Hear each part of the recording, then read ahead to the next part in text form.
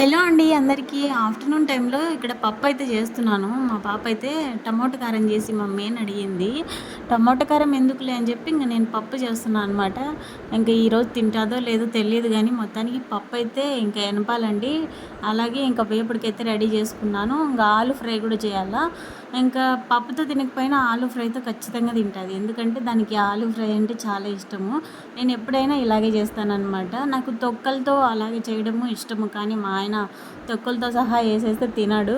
ఫైనల్గా ఇంకా పప్పు ఎనిపాను. ఇంక ఇక్కడైతే వేపుడు పెట్టేస్తున్నాను అనమాట. ఫ్రెండ్స్, ఇంతవరకు ఛానల్ని సబ్స్క్రైబ్ చేసుకోకపోతే ప్లీజ్ సబ్స్క్రైబ్ చేసుకొని ఈ వీడియోకి అయితే లైక్ ఇచ్చేయండి.